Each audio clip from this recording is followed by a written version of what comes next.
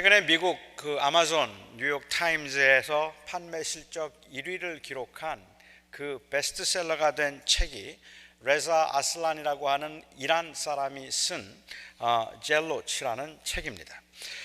이 책에서 저자가 말하려는 요지는 본인을 크리스천이라고 소개하고 있는 이 레자 아슬란이 말하려고 하는 요지는 예수는 아주 훌륭한 그 유대 혁명가였다는 것입니다.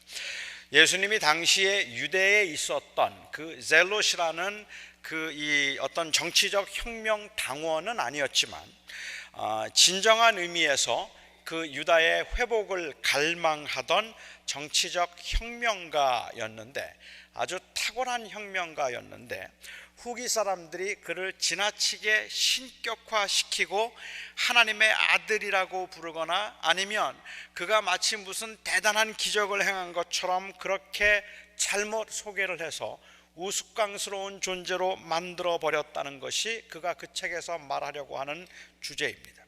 저는 이 책을 아주 재미있게 읽었습니다. 그런 시도가 아주 새로운 시도는 아니었기 때문에 새로운 시도였다고 보기는 어려웠어도 성경의 사건들이 기록된 그 시대의 문화와 역사, 그리고 성경의 기록들을 아주 면밀하게 잘 살펴보았고, 또 제가 미처 알지 못하고 있던 그러한 그 깊은 연구를 통해서 많은 그 역사적인 자료들을 제공해 주었기 때문에 제게는 아주 굉장히 유익한 책이었습니다. 물론 예수님이 역사적으로 어떤 인물이었는가 하는 것을 추적해 가는 데 있어서 이 책은 예수님이 이 절대로 신성을 지닌 하나님의 아들이 아니었다는 전제로 이 사건과 그리고 또한 기록들을 해석하기 때문에 저에게는 불편하고 동의할 수 없었고, 그리고 좀 거북한 점들이 많이 있기는 했지만 저의 신앙의 뿌리를 흔들어서 저와 여러분이 고백하는 대로의 그 예수님의 하나님 아들 되심을 의심하게 만들 정도로 그렇게 영향력 있는 책은 아니었습니다. 어떤 책도 그것을 그렇게 흔들 수는 없겠다는 생각이 들어요. 하지만 유익하고 좋은 정보들이 있는 책은 사실이었다고 고백해야 할 것 같습니다. 혹시 본 분들도 계실지 모르겠는데 얼마 전에 노아라는 영화가 할리우드에서 만들어서 나왔습니다. 저는 보지 않았습니다마는 노아라는 영화를 본 분들 중에 그 내용이 우리가 이해하고 있는 대로의 성경 이야기가 아니라서 황당하고 실망했었다고 평한 것을 들은 적이 있습니다. 여러분들이 그 영화를 보고 너무 실망했다고 말하더라고요. 제가 생각하기에는 그 영화는 그냥 할리우드 영화입니다. 할리우드 블록버스터 영화라 실망할 이유는 없지 않을까 싶었는데, 아마도 경건한 사람들에게는 성경의 이야기를 세속의 관점에서 다루었다는 것이 못마땅하고 불편했을 것 같습니다. 만일 그 영화를 어떤 복음단체가 전도를 하기 위한 목적으로 만들었다면 아마 저도 굉장히 불쾌했을 것 같아요. 그런데 이 불신자들이 그 예수님을 욕하고 그리고 돈을 벌겠다는 목적으로 성경의 그 이야기를 왜곡시키거나 아니면 성경을 모독하는 일들을 저는 도대체 어떻게 막을 수 있을지 잘 모르겠습니다. 어찌 생각하면 그건 당연한 일이 아닐까라는 생각이 들고 충분히 그럴 수 있는 일이겠다 하는 생각, 아니 꼭 그렇게 되겠다는 생각을 저는 하게 됩니다. 몇 년 전에 한국의 SBS에서 신의 길, 인간의 길이라는 프로그램을 방영한 적이 있었습니다. 학문적인 수준에 있어서는 이 아슬란이 썼던 젤롯에 많이 못 미치는 그러한 프로였던 것 같은데, 그 아슬란의 책과 유사한 접근을 했던 프로그램이었습니다. 제가 그 프로그램을 보면서 관심을 가졌던 것은 이 몇 사람의 말에 의존했던 그 편중된 신학적 편견이나 관점, 아니면은 별로 전문적이지도 않은 내용들을 다루고 있는 그 제작진의 조금 어설픔, 이런 것들보다 도대체 이 SBS라고 하는 방송국에서는 신의 길, 인간의 길이라는 이 프로그램을 통해서 뭘 말하려고 하는 걸까? 왜 이 예수에 관한 이야기를 이렇게 다루고 있을까 하는 것이 궁금했습니다. 그냥 예수님이 탁월하기는 하지만 신이 아닌 한 인간이었음을 고발하기 위한 의도는 아니었겠다 싶었는데, 그 의도를 알아볼 수 있는 그 두 장면이 제 눈에 들어왔습니다. 하나는 어느 대형 교회였는데요, 어느 대형 교회 교인들이 정말 뜨겁고 열렬하게 기도하는 장면이었습니다. 그때가 수능을 얼마 앞두고 있던 때였던 것 같아요.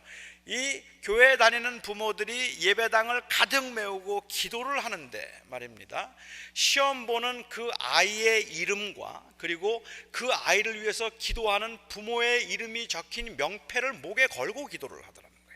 그것을 목에 걸거나 아니면은 그것을 이 의자에다가 걸어두고 그리고 막 간절하고 뜨겁게 기도하는 모습을 촬영했습니다. 자녀를 좋은 대학에 보내고 싶은 부모의 간절함을 뭐라고 말할 건 아니겠지만, 기도를 할 때에 학생과 부모의 이름을 적은 명패를 왜 목에 걸고 기도를 해야 하는가 하는 것과, 저렇게 뜨겁고 간절하게 기도하는 것과 절에 가서 사람들이 공을 들이는 것의 차이는 도대체 무엇일까? 세상 사람들이 의아할 수 있겠다는 생각을 했습니다. 도대체 왜 그럴까? 의아해할 것 같다는 생각을 했어요. 또 다른 한 장면은 이 사람들이 굉장히 많아서 운신도 하기 어려운 명동거리에서 어느 목사님이 주 예수를 믿으라는 문구를 문구를 기록해 놓은 아주 커다란 십자가를, 굉장히 큰 십자가를 끌고 다니면서, 그러면서 마이크로 주 예수를 믿으라고 외치는 장면이었습니다. 주변에 있는 사람들은 그 십자가를 끌고 자꾸 걸어 다니기 때문에 뭐 이렇게 고난을 당하거나 건 아니고, 예수를 믿으라는 십자가를 이 어깨에 짊어지고 계속 걸어가면서 마이크로 말하는데, 뭐 시끄러운 것도 시끄럽지만 사람이 너무 많아서 운신하기도 어려운 곳에서 그 십자가를 끌고 다니면서 사람들이 굉장히 불편해하고 짜증내는 모습들을 촬영했습니다. 이 두 장면 때문에 저는 SBS의 제작 의도가 예수의 역사성을 부인하려는 것은 아니겠다는 생각을 했습니다. 그런 학문적인 것도 아니고, 아니면 일반 지성인들의 호기심을 자극하고 궁금증을 풀어주기 위한 것이 아니라, 우리 한국 교인들의 보편 타당성을 잃어버린 맹목적인 모습을 소개하면서, 기독교가 본질을 잃어버렸기 때문에 평화를 말하는 종교임에도 불구하고 언제나 싸움의 중심에 있고 치열하게 경쟁하고 싸우고 있고 다투고 있는 모습과, 그리고 또한 평화를 말하면서도 다른 사람들의 편리와 다른 사람들의 그 불편함에 대해서 별로 생각하지 않는다는 것, 그것을 지적하고 그것을 말하려는 의도가 아니었는가라는 생각을 했습니다. 그 프로그램이 굉장히 편파적으로 보일 수도 있고, 기독교에 대한 아주 좋지 않은 이미지를 사람들에게 주어서 교회 성장에 어쩌면 영향을 주었을 수도 있겠다는 생각을 물론 했습니다. 그런데 제가 하고 싶은 이야기는 사실은 그 다음 이야기입니다. 그 방송이 나가고 난 후에 한기총을 비롯한 그 기독교 단체에서 수천 명이 모여서 SBS 시청 거부를 외치면서 격렬한 데모를 했습니다. 그래서 우리 한국 기독교의 그 위상과 힘이 얼마나 센가 하는 것을 제대로 한번 보여주었습니다. 그 방송 끝에 결국은 그 데모 끝에 결국은 그 제작진이 그 방송 중에 다른 방송에서 공개적으로 사과하는 것을 받아들이는 그러한 이 일이 있었어요. 굉장한 힘을 보여준 겁니다. 기독교인들 잘못 건들면, 예수 믿는 사람들을 잘못 건들면 그야말로 그 회사의 운영조차 어려워질 것이라는 것을 보여준 거죠. 이번 세월호 사건의 구원파가 방송국을 찾아가서 데모한 것과 비슷한 모습이죠. 알죠. 소수의 사람들의 권리라 할지라도 그 지켜주어야 할 방송이나 국가가 노골적으로 한 종교를 폄하한다면 강력하게 항의할 권리가 그 국민들에게 있다고 말할 수 있습니다. 그러니까 기독교를 폄하하는 듯한 그러한 방송에 대해서 그렇게 가서 따지고 말할 수 있는 권리가 그 기독교인들에게 있다고 말할지도 모르겠어요. 만일 그렇다면 그 이명박 전 대통령이 서울시장에 취임하면서 서울을 하나님께 바친다고 한 발언에 대해서 불교인들이 강력하게 항의한 것은 어떻게 생각해야 할까요? 그렇게 강력하게 항의한 것도 정당하다고 말해야 하지 않겠습니까? 그건 개인의 신앙 고백의 문제이지 인권의 문제가 아니라고 말할지도 모르겠습니다만은, 저는 그리스도인들이 가지고 있는 바로 이 신앙 고백 때문에 기독교인이 불신 세계를 향해서 권리를 주장하는 만큼 사실은 전도에 치명적인 장애가 되고 있을지 모른다는 생각을 하게 됩니다. 그러니까는 예수 믿는 사람들이 우리의 권리를 지키겠다고 그렇게 이 아우성치는 모습이 도대체가 그 자기의 권리를 하나님께 맡기고 하나님의 주권적인 섭리를 인정한다고 하는 그 신앙 고백과 얼마나 상충되고 있는가 하는 것에 관해서 세상 사람들은 오히려 의아해하게 될 것이고, 그래서 예수 믿는 사람들의 그 기세와 위력에 눌려서 꼼짝 못할지는 모르지만 그것 때문에 예수를 믿게 되지는 않을 거라는 겁니다. 아니, 오히려 어쩌면 예수를 안 믿겠다고 작정을 하는 사람들이 더 많을 거라는 생각을 해요.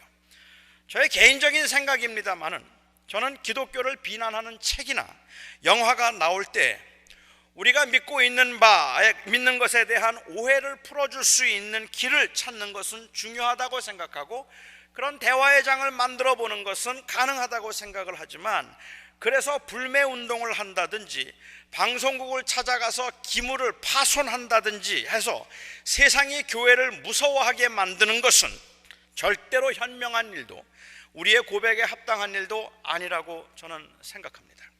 제가 아주 오래전에 한국에서 그 유명한 영화 배우였던 김지미 씨하고 한번 식사를 한 적이 있었습니다. 같이 식사를 하는데 그분이 그 당시에 영화를 제작할 때였던 것 같아요. 그리고 영화 사업을 할 때였는데 함께 식사를 하는 중에 그런 이야기를 해요. 그 영화 하나를 들여오기 위해서 들여오라고 하다가 아주 혼이 났다는 거예요. 그분이 한국에 들여오려고 했던 영화가 The Temptation of Jesus라는 영화입니다.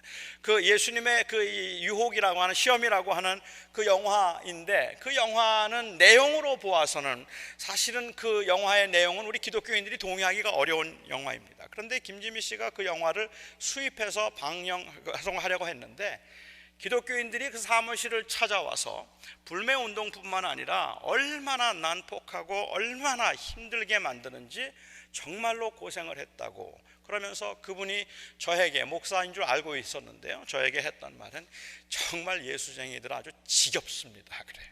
나는 절대로 교회는 안 갈 겁니다 하는 이야기를 해요. 참 안타까운 일이라는 생각을 저는 했습니다. 저는 아슬란의 책 때문에 교회를 비난하던 사람들이 할 말이 더 많아졌겠다는 생각을 해요. 하지만 그래서 믿던 사람들이 안 믿게 되는 일은 드물 것이라고 생각했습니다. 저는 교회를 비난하는 방송국 프로그램을 보고 교회에 다니려던 것을 유보하는 사람들은 있겠다 싶었습니다. 하지만 교회가 그것 때문에 힘들어지지는 않을 거라는 생각을 저는 했습니다.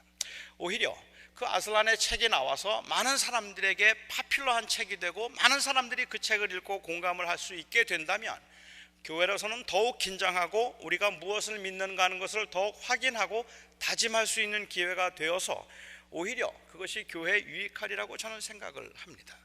지금까지 교회는 무수히 많은 핍박과 무수히 많은 박해를 받았고, 지금까지 교회는 이론적으로, 학문적으로, 때로는 사회적으로 엄청난 박해와 그리고 또한 공격을 받았어도 그것들 때문에 그것을 이기기 위해서 무력을 쓰거나 아니면 기독교의 영향력과 힘을 발휘했던 때보다는 오히려 그러한 이 비난과 공격을 받을 때마다 다시 한번 우리가 믿는 것을 확인하고 철저하게 우리가 믿는 것을 붙들려고 노력했던 그 과정들을 통해서 핍박과 환난 가운데도 묵묵하게 우리가 믿는 바를 붙들고 기다리고 인내하는 이 과정을 통해서 교회가 지금까지 존재했지, 이 세상에 나가서 그렇게 반대하는 사람들을 물리치고 그리고 그들을 공격함으로 교회가 성장한 적은 없었단 말입니다.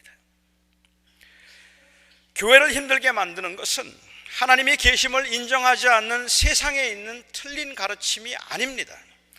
교회를 어렵게 만드는 것은 교회 안에 들어와 있는 틀린 가르침들입니다. 바울의 이 서신을 받아보고 있는 그 교회의 교인들이 살고 있던 에베소는 우상의 도시입니다. 아뎀이라고 하는 어마어마한 여신상이 있었습니다. 지금까지도 7대 불가사의 중에 하나라고 말하는, 세계 7대 불가사의 중에 하나라고 말하는 그러한 그 신비함이 담겨있는 여신상이 그곳에는 있었고, 그 여신상을 주변으로 해서 마술을 하는 사람들, 온갖 종류의 우상을 섬기는 사람들이 가득했던 곳이 바로 에베소라고 하는 도시입니다. 이 에베소라고 하는 도시에는 학문적으로 똑똑한 사람들도 많았고 유식한 사람들도 굉장히 많았습니다. 게다가 이 교회가 아주 잘 성장하다가 에베소 그 시민들, 즉 그 교인들이 많아짐으로 인하여서 생계의 위협을 느끼고 은장색을 만들어 팔던 사람들이 더 이상은 은장색을 만들어 파는 장사가 안 됨으로 인하여서 그 위협을 느낀 사람들이 폭동을 일으켰어요. 그 폭동을 일으켜서 그 에베소의 아데미어를 외치고 예수 믿는 사람들을 핍박하고 예수 믿는 사람들을 막 잡아 가두었기 때문에 잘 나가던 교회가 된소리를 맞았고, 바울은 3년 동안 목회했던 그 에베소 교회 교인들과 작별 인사도 제대로 하지 못한 채 헤어져 있는 상태에서 쓴 편지입니다. 지금도 그 교회의 교인들은 숨죽이고 조심스럽게 신앙생활을 해야 했던 곳입니다.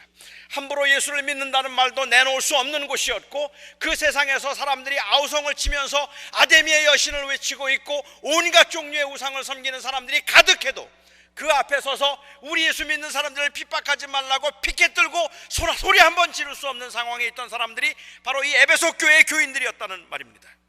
그렇게 욕을 해도, 그렇게 때려도, 싸우고 맞서서 싸울 만한 힘도 그들에게는 없었습니다. 그런 그 교인들에게 바울은 이제 우리는 사람의 속임수와 간사한 유혹에 빠져 온갖 교훈의 풍조를 좇지 말고 어린아이와 같이 되지 말자고 말했습니다. 바울이 하는 말은 세상을 향해서 하는 말이 아니라 교회를 향해서 하는 말입니다. 하나님을 모르는 사람들이 하나님을 욕하고 비방하는 것은 가슴 아픈 일이기는 하지만 그걸 어찌 말리겠습니까?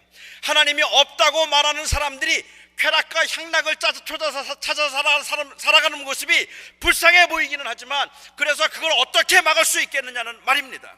세상이 그러는 건 당연한 겁니다. 하지만 교회 안에서는 그러면 안 되는 겁니다. 교회 안에서는 그런 가르침이 용납되어서는 안 되는 겁니다. 지난 2주에 걸쳐서 제가 생각해 본 대로 하나님께서는 교회의 직분자들, 특히 가르치는 자들을 세우셔서 그들로 하여금 성도들을 잘 훈련시켜서 그들이 처한 곳에서 그리스도의 몸된 교회를, 하나님의 나라를 세우도록 하셨습니다. 자, 그렇다면 이 직분자들이 무엇을 훈련시켜야 하겠습니까? 목사가 해야 하는 주된 일이 무엇이겠습니까? 오늘 본문 14절에서는 바로 그 이야기가, 지금까지 했던 그 목사가 양육을 하는 일을 감당해야 된다면 이 양육함이 무엇인가에 관해서 설명하는 것이 저는 14절이라고 생각을 했습니다. 그래서 저는 오늘 본문을 보면서 제게 주어진 그 가장 우선적인 책임이 무엇일까 생각해 보았어요. 바울은 이 교회의 지도자들은 교인들이 사람의 속임수와 간사한 유혹에 빠져서 위험한 사조에 물들지 않도록 교인들을 잘 지켜야 한다고 했습니다. 그러니까 하나님을 인정하지 않는 세상의 풍조 가운데 살면서 이 세상의 풍조에 휩쓸리지 않고 하나님을 바라보며 하나님 앞에서 살아갈 수 있도록 도와주는 것이 바로 양육이고, 이 양육이 목사에게 주어진 우선적인 책임입니다. 교인들을 선동해서 불매운동하지 말고 오히려 교인들을 하나님의 말씀으로 철저하게 양육하라는 말씀입니다. 방송국 앞에 가서 데모하고 성명서 발표하지 말고 교인들에게 교인들이 참된 것을 알아서 분별할 수 있도록 가르쳐 주어야 한다는 것입니다. 물론 이 세상의 불의한 것들과 그리고 불공평한 일들이 벌어지는 것을 보면서 그냥 그 어렵고 불쌍한 사람들의 편에 서서 때로는 시위를 할 수도 있겠고, 때로는 교인이라 할지라도 교인들이 데모할 수도 있을 겁니다. 저는 여러분들에게 할 수 있으면 의로운 일과 선한 일들을 위해서 여러분들이 그렇게 소리를 내어 주셨으면 좋겠다는 생각을 합니다. 하지만 목사의 사명이 무엇이냐고 말하면, 목사의 사명은 이 기독교 혹은 교회를 지키기 위해서, 교회가 성장하는데 방해되는 요소들을 막기 위해서 성명서 발표하고 돌아다니면서 불매운동하는 것이 아니라, 그렇게 교인들을 반대하거나 기독교를 핍박하고 진리를 짓밟으려는 그러한 그 의도가 보일 때마다 교인들을 잘 교육시켜서 흔들리지 않도록 하고 넘어지지 않도록 해주어라. 이것이 바로 그가 할 일이다 라고 말씀하고 계시는 것 같아요. 저는 가끔 청년 집회를 나가면 우리 청년들에게 제발 바보 신자 되지 말라고 당부합니다. 믿는 바에 확실하고 견고하게 서 있지 못한 채 마음속에는 온갖 종류의 회유와 그리고 의심에 가득 차 있으면서 세상에서 무슨 말을 할 때마다 그 말에 흔들려서 내 믿음은 아무것도 아닌 것처럼 그렇게 불안해하면서도 교회 지도자가 믿으라는 대로 무조건 믿는 것이 최고인 것처럼 생각하고 있는 것이 안타까워서 했던 말입니다. 무엇을 왜 믿고 있는가에는 아무런 확신도 없이 그냥 내가 믿고 있다는 사실, 그 주관적인 사실로 만족하고 이 세상에서 제자로 살아야 할 그 사명을 모른 채 교회의 열심인 것이 믿음이 좋은 것인 줄 오해하고 있는 것이 안타까워서 했던 말입니다. 제가 학생 때 다니던 교회에서는 목사님이 저희 청년들에게, 저를 비롯한 청년들에게 과학을 공부하지 말라고 했습니다. 그리고 심리학과 철학을 멀리하라고 했습니다. 심리학과 철학은 하나님을 거부하는 세속적인 학문이기 때문이라고 말을 했고, 그리고 과학을 하다 보면 자칫 진화론에 빠질 수가 있으니까 그러니까 과학을 공부하면 안 된다는 것이 그분의 논리였습니다. 지금 생각하면 그 믿는 바에 너무 자신이 없어서 그냥 단순히 그 목사님이 학문에 대한 이해가 좀 다르거나 짧았다 하는 것뿐만 아니라 너무 자신이 없어서 마치 진짜는 따로 있는데 이 진짜를 알게 될까봐, 진짜를 믿게 될까봐 텔레비전도 못 보게 하고 다른 사람들을 못 만나게 해서 완전히 세뇌를 시키려는 무슨 사이비 집단 같다는 생각이 들 정도입니다.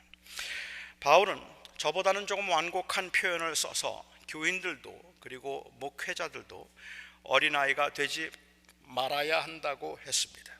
여기서 바울이 말하고 싶은 어린아이의 특징은 천진난만함이 아니라 그 이 미숙함입니다. 아직 사리 분별이 확실치 않아서 다른 사람들의 현혹하는 말에 쉽게 넘어갈 위험이 있는 상태를 가리켜서 어린아이의 상태라고 말하고 있는 겁니다. 교인들이 진리에 대한 확신을 가지고 서 있지 않다면 그 진리의 확신에 설 수 있도록 애를 써야지 사람들 못 만나게 하고 성경 외에 다른 책들 못 읽게 해서 되는 게 아니라는 말입니다. 그러면 어떻게 해야 합니까? 목사가 뭘 해야 합니까? 저는 교회가 해야 하는 중요한 일은 복음의 진리를 전하는 것이라고 믿고 그렇게 말씀을 드렸는데, 오늘 두 가지 면에서 이 복음 진리를 가르치고 전하는 책임에 관해서 생각해 보려고 합니다. 우선 교인들을 위한 가르침은 언제나 제가 이해하기에는 그냥 반사적인 것이거나 혹은 이 반작용적인 것, 반응적인 것이 아니라 선행적인 것이어야 된다고 생각합니다. 우리 그 교회의 가르침은 리액티브한 것이 아니라 프로액티브 해야 된다고 생각해요. 조금 어렵게 말씀을 드렸는데 이렇게 한번 설명을 드려보면 어떨까요? 요즘 한국에서는 신천지가 난리입니다. 그리고 중국에서는 동방번개교가 난리입니다. 이 동방번개교라고 하는 것이 한국에서는 전능신교라는 이름으로 지금 포교 활동을 하고 있는데 국민일보 같은 그러한 신문에 그냥 전면 광고를 내고 있어요. 전능신교에 관해서 전면 광고를 내고 얼마나 극성스럽게 얼마나 열심히 포교를 하는지 모릅니다. 누가 제게 동방번개교는 뭐가 틀린 겁니까? 하고 저에게 물었습니다. 저는 목사니까 동방번개교가 왜 뭐가 틀린 겁니까? 라는 질문을 받으면 저는 제가 알아야 할 책임을 느낍니다. 우리 교인 중에 누가 하나님의 교회 안상홍 증인회에 빠져 있다면, 혹은 그 가족 중에 한 사람이 안상홍 증인회에 거기에 빠져서 거기에 회원이라면, 교인이라면 저는 그들이 무엇을 믿는지 공부해서 교인들을 교육해야 할 책임이 있고 저는 그 책임을 아주 강하게 느낍니다.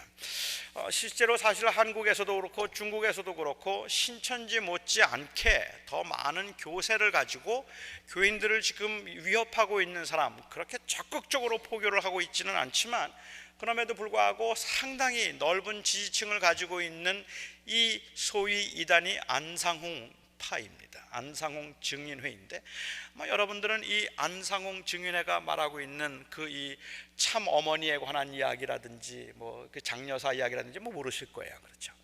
잘 모르시죠? 근데 이 세상에는 무수히 많은 이단들이 있으니까 그 이단들을 다 알 길이 없어서 이단에 대해서 말하고 가르치는 것은 언제나 다 반작용적인 것이라는 말입니다. 그냥 반응적인 것입니다. 리액티브한 것입니다. 그들의 교리가 우리가 믿는 것과 어떻게 다른가를 말하는 것은 중요한 일이지만, 제가 오늘 드리고 싶은 말씀은 그것 이전에 선행되어야 할 것이 있다는 말입니다. 우리가 믿고 확신에 거하는 것이 무엇인가 하는 것을 아는 것입니다. 그런데 제가 신천지가 나쁘다고 가르치고 나쁜 사례들을 말하면서 신천지에 속한 사람들과는 밥도 먹지 말라고 가르치고, 우리가 그래서 무엇을 믿고 있는가 하는 것을 가르치지 않는다면 그건 직무유기라는 말이에요. 그건 직무유기라는 말입니다. 우리가 하나님의 아들을 아는 것과 그 아들을 믿는 것에 하나가 되어서 성숙한 사람이 되도록 하기 위해서 하나님께서 직분자들을 세우셨는데, 이 교인들을 성숙한 사람으로 만들려고는 하지 않고 그냥 어린아이로 만들어서 집안에 가두어두고 통제하려고 하는 것은 하나님의 부르심에 합당하게 행하는 것이 아니라는 말입니다. 그 교인들로 하여금 우리는 이것을 믿습니다, 나는 이것을 믿습니다라고 고백할 수 있도록 만들어 주어야 하는데, 그런 것은 하지 못하고 무조건 저것들은 이단이니까 만나지 말고, 저 사람들과는 밥 먹지도 말고, 저 사람들과는 교제하지도 말고, 그 사람이 찾아오면 그냥 물 끼얹어서 쫓아내버려라. 그러면 믿음을 지키는 것이다. 하지만 그래서 그 이단들을 물결지어 쫓아내버리거나 아니면 소리질러서 야단을 쳐서 쫓아내버리고 마치 내가 믿음이 좋은 것처럼 생각하는데, 사실은 무엇을 믿는지 전혀 알지 못하고 있어서 언제 어떻게 넘어갈지 모르는 상황이라면 교회가 잘못하고 있다는 말입니다. 그렇게 할 것이 아니라는 말이죠. 안상홍파가 무엇을 믿는지는 몰라도 우리가 무엇을 믿는지는 알아야 하지 않겠습니까? 전능신교의 조유선 씨가 무슨 말을 하는지는 몰라도 우리가 예수 그리스도에 대해서, 그 그리스도의 대속에 관해서 무엇을 믿고 있는지는 알아야 하지 않겠습니까? 저는 동방번개교회에 대해서는 잘 모르지만, 제가 중국에 가서 기독론을 강의하면 그곳에 있던 학생들이 동방번개교회는 문제가 있는 거군요 라고 말해줄 수 있기를 기대합니다. 내가 믿는 것이 무엇인지를 확인했기 때문에 그것이 아닌 다른 것을 보고 분별할 수 있게 되기를 저는 그것을 기대한다는 말입니다. 저는 동방번개교회에 대해서 모르니까는 그분들에게 뭐라고 설명할 수도 없죠. 신천지가 어떤 것인지 제가 신천지에 속해 있는 사람들만큼 알겠습니까? 그렇지만 저는 제가 믿는 바에 대한 확신이 있어서 그것을 교인들에게 전하고 교인들이 그것을 분명하게 붙들 수 있으면 좋겠다는 말입니다. 교회가 복음을 전하지 않는 것, 그동안 성장에 연연해서 본질적인 것을 놓친 것, 무엇을 믿는지 몰라도 그냥 교회에 열심이면 무조건 좋은 교인으로 여긴 것, 이게 다 교회가 지은 죄입니다. 그냥 교회에 열심히만 내면 뭘 믿든지 뭐가 중요해, 나는 그냥 목사님 말만 따라갈 거야. 그런데 목사는 한 번도 복음을 가르치거나 전한 적이 없이 목사에게 충성하면 복 받는다는 말만 했단 말입니다. 그래서 그런 줄 알고 복 받기 위해서 그냥 목사에게 잘해준 것, 저도 그렇게 하면 너무 좋겠어요. 저도 그렇게 해서 그냥 교인들이 저를 신처럼 모셔주면 제 평생에 그거보다 성공했다 말할 인생이 있겠습니까? 그런데 그게 틀렸잖아요. 그것을 말할 게 아니라는 게 문제 아닙니까? 진리가 아닌 것이 무엇인지를 진리가 아닌 것이 무엇인지는 아는지, 무엇이 진리인지 이거는 우리가 잘 모르고 있다는 것이 문제예요. 두 번째로, 우리가 가르치는 진리는 부분적인 것이 아니라 총체적인 것을 전해야 합니다. 바울이 오늘 본문 가운데 말할 때 온갖 교훈의 풍조라고 말한 이 온갖 교훈의 풍조라는 말을 사실 그 단어가 가지고 있는 그 의미는 시스템이라는 뜻입니다. 그래서 어떤 성경 번역은 그 온갖 교훈의 풍조를 all kinds라고 말하지 않고 whole 그 시스템이라고 그렇게 번역을 하기도 하는데, 그렇게 시스템, 체계 혹은 사고의 틀이라고 번역을 할 수도 있을 것 같습니다. 다시 말하면 세상에 굉장히 많은 가르침들이 있지만 결국은 하나님을 인정하지 않고 스스로가 주인이 되어서 짧은 인생에 무엇이 최선인가 하는 것을 논하는 사고의 틀을 가지고 있는 것이 문제라는 말입니다. 이것이 바로 세상의 사고의 틀이고, 우리는 그 하나님을 인정하지 않은 상태에서 사람들이 그러면 하나님이 없다면 무엇이 인생의 행복이며 무엇이 인간의 그 이 만족인가 하는 것을 추구하고 있는 그 사상의 틀을 가리켜서 세속주의라고 그렇게 부르는 겁니다.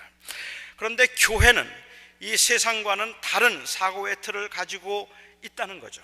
그렇기 때문에 교회가 어쩌면 정말 교회에 있어서 정말 심각한 문제는 이 레자 아슬란의 젤롯이나 아니면 할리우드에서 만든 노아라는 영화가 진짜 문제가 아니라는 말입니다.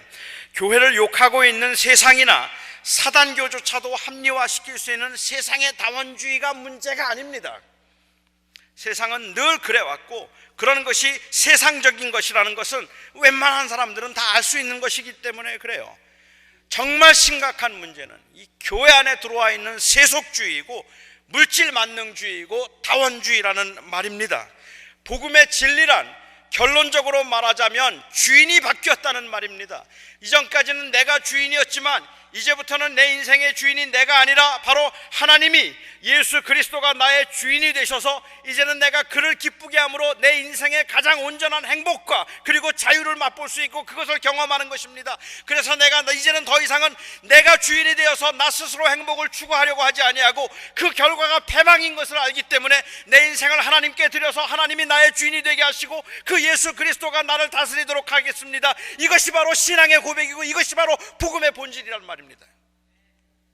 그런데 여전히 내 스스로가 인생의 주인인 채 부분적인 헌신만을 강조하고 있기 때문에 교회는 성장이라는 이익을 취하고 교인들은 자기 만족이라는 그 이익을 취하도록 만들어버렸다는 말입니다.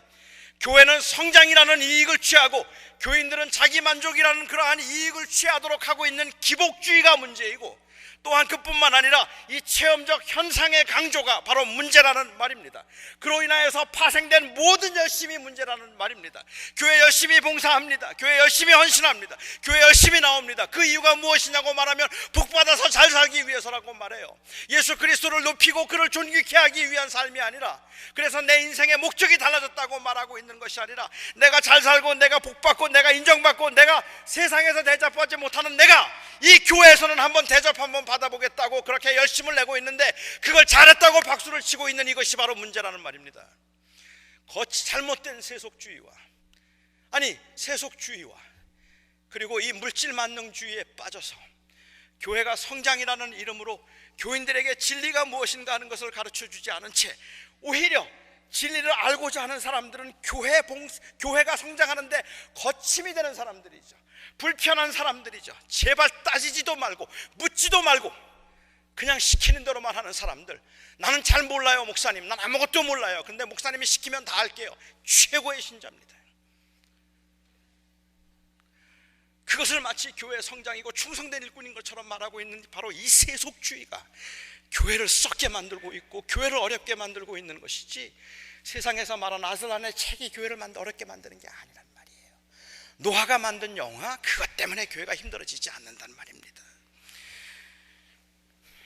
저는 이 체험적 현상의 강조, 나의 그 주관적인 입장 때문에 체험적인 현상의 강조, 기복주의, 그로 인해서 파생된 그 교회에 대한 열심들이 할리우드의 그 노아 영화보다, 무신론자인 크리스토퍼 허친슨이 쓴 신은 위대하지 않다는 책보다, 그리고 그런 무신자들의 노골적인 열심보다 저는 훨씬 더 위험하다고 생각합니다.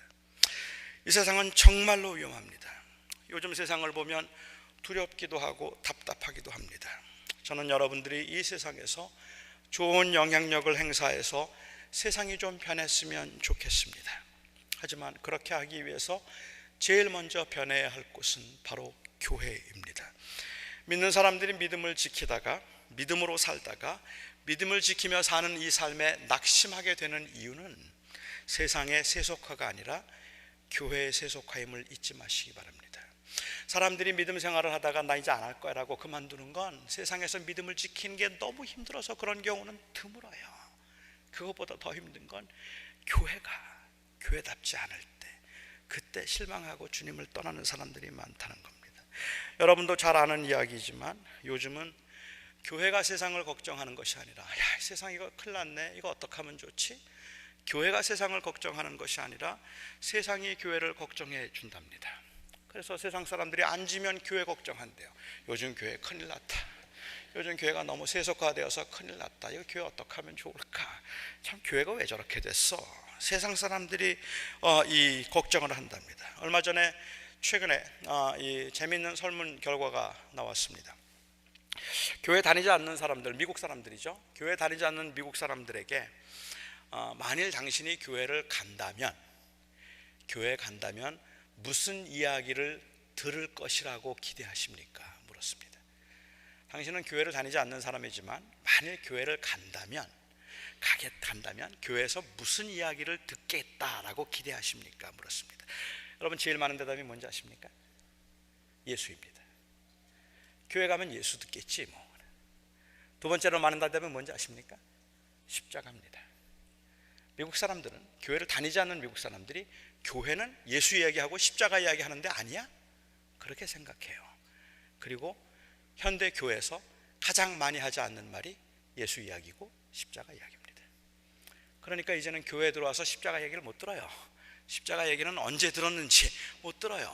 예수에 관한 이야기도 별로 못 들어요. 그냥 세상에서 듣는 이야기들, 어떻게 하면 성공하는가, 어떻게 하면 긍정적으로 살 수 있는가, 어떻게 하면 사람들과 좋은 관계를 맺어서 그 좋은 관계를 통해서 내가 그래도 원만한 사회생활을 할 수 있는가, 뭐 이런 이야기들을 주로 듣고 있다는 말입니다. 그러니까는 더 이상은 그들이 듣고 싶은 이야기, 아니 들을 것이라고 기대한 이야기조차도 듣지 못하고 있는 겁니다. 교회 지도자들이 마땅히 전해야 할 것은, 그리고 가르쳐야 할 것들, 이것들을 가르치고 전하지 않아서 이제는 교인들도 이런 일에 관심도 없고 기대도 하지 않고 하나님의 아들을 아는 것과 그 아들을 믿는 것에 성숙함을 추구하지 않는 것이 오늘 교회의 문제입니다. 저는 이것이 온갖 교훈의 그 세상 교훈 풍조의 이 온갖 세상 교훈 풍조라고 말한다면 저는 감히 그래서 현대 교회의 문제는 신학의 부재다, 이렇게 말을 합니다.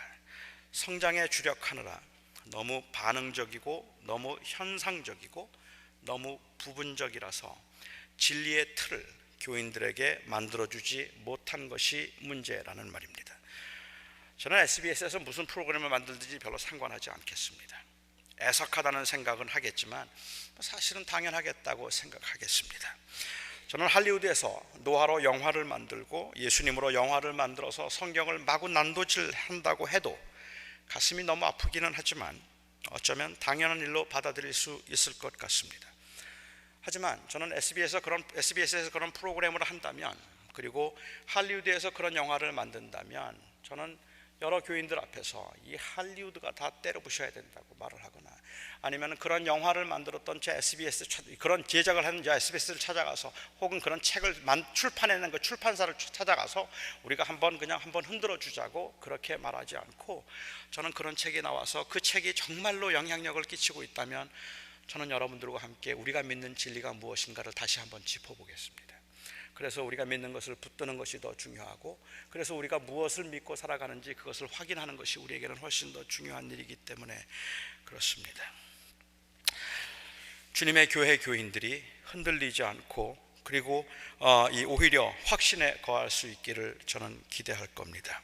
세상이 그런 영화를 만들었다고, 믿지 않는 사람들이 그런 책을 썼다고 금방 흔들리고 우리가 믿었던 것이 사실은 속은 것이 아닌가 의심해서 넘어지지 않을 만큼 견고해질 수 있기를 저는 기대할 것이고 기도할 것입니다. 세상은 그래 왔고 앞으로도 그럴 것입니다. 하지만 교회는 그러면 안 됩니다.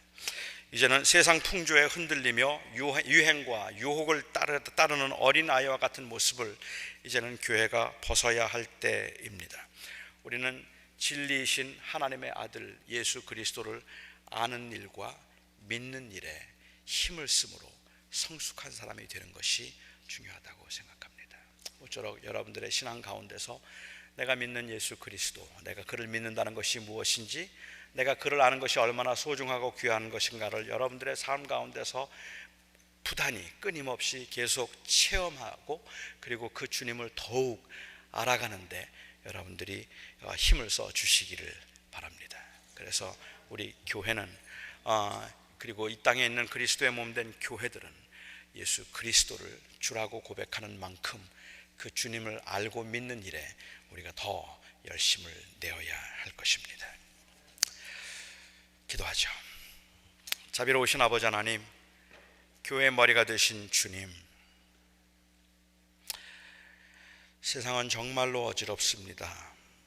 우리 주변에서 벌어지는 일들을 보면 세상이 어쩌다 이렇게 되었을까 싶을 때가 너무도 많습니다. 아버지 하나님, 그래서 우리가 염려스러울 때마다 우리는 이제 우리 믿는 사람들이 정신을 차려야 되겠구나라고 생각을 하고 더욱 하나님의 말씀으로 돌아가야 할 것인데, 그 하나님의 말씀으로 돌아가 우리가 믿는 바를 다시 견고하게 붙들기보다 오히려 교회 성장에 방해가 되고, 그리고 이 교회가 누리고 취하는데 방해가 되는 것들이 있다면 무엇이든지 제거하겠다는 그러한 그 열심으로, 마치 그 열심을 진리에 대한 열심인 것처럼 우리가 오해할 때가 얼마나 많은지 모릅니다. 오늘 이 시간도 주님, 부족한 제가 이 말씀 앞에서 우리 온 성도들과 함께 깊이 생각해 보고 싶은 것은, 내게 정말로 그 믿음의 고백이 있는가이고 내가 믿는 바에 지금 확신에 거하는가 하는 것입니다. 아버지 하나님, 저희 평생에 주님 부르시는 그날까지 하나님의 아들을 믿는 것과 아는 것에 온전히 하나가 되어 성숙함으로 자라가는 그러한 사람이 되고 싶습니다. 우리 사랑하는 성도들을 주님께서 붙드시사, 아버지, 많은 유혹이 있는 곳이지만 그 유혹에서도 믿음을 놓치지 않는 하나님의 사람들 되게 하여 주시옵소서. 예수 그리스도의 이름으로 기도하옵나이다.